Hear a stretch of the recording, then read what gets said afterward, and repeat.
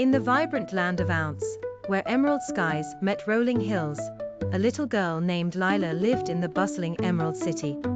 Lila was known for her curious nature and bright green eyes that sparkled like the very emeralds that adorned the city.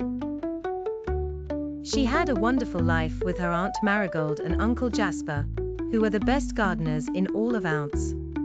One sunny morning, as Lila was tending to the roses in her garden, she noticed something unusual. A shimmering rainbow gate had appeared at the edge of her garden. The gate was decorated with twinkling stars and colorful gems, and it seemed to glow with a magical light. "Wow!" Lila exclaimed, her eyes wide with wonder. Where did this come from?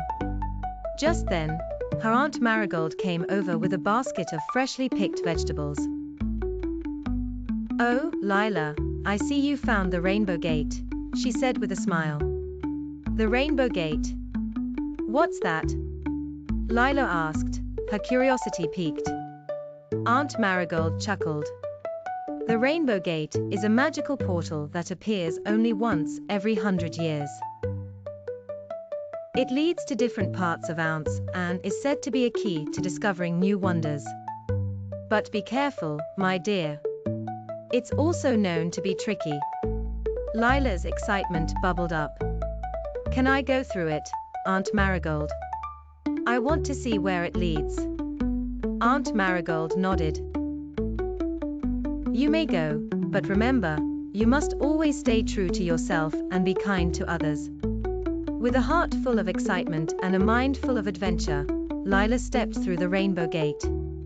A whirl of colors surrounded her, and before she knew it, she was standing in a lush, magical forest.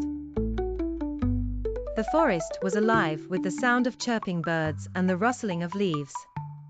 The sunlight filtered through the canopy, creating a dance of light and shadow on the forest floor. As Lila walked along the path, she noticed that the trees had faces and seemed to smile at her. "Hello, little one," said a tree with a wise, old face. "What brings you to our enchanted forest?" "I'm exploring," Lila replied. "I came through the Rainbow Gate and wanted to see where it leads." The tree's face crinkled into a grin.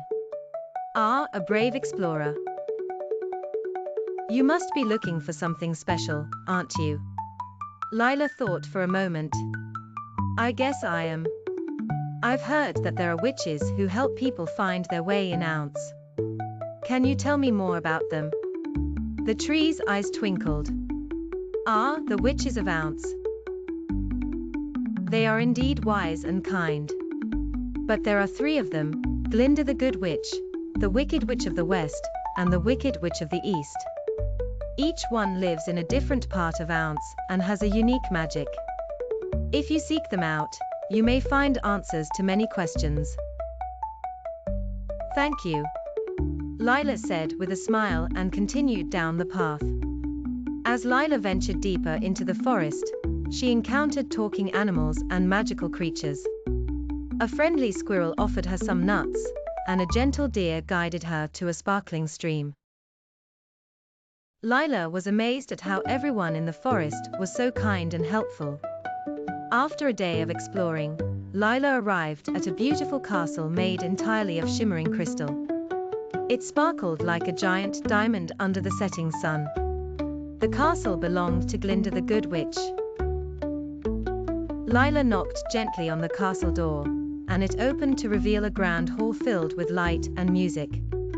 Glinda herself, dressed in a gown that sparkled like stardust, greeted her with a warm smile. "Welcome, dear Lila," Glinda said. "I've been expecting you." "You have?" Lila asked, surprised. Glinda nodded. "Yes.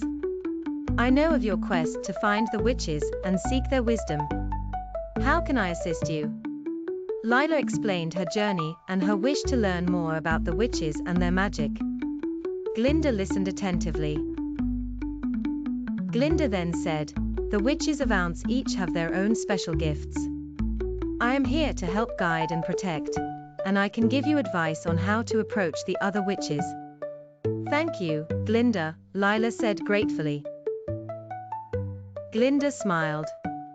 To find the Wicked Witch of the West, you must travel to the western part of Ounce.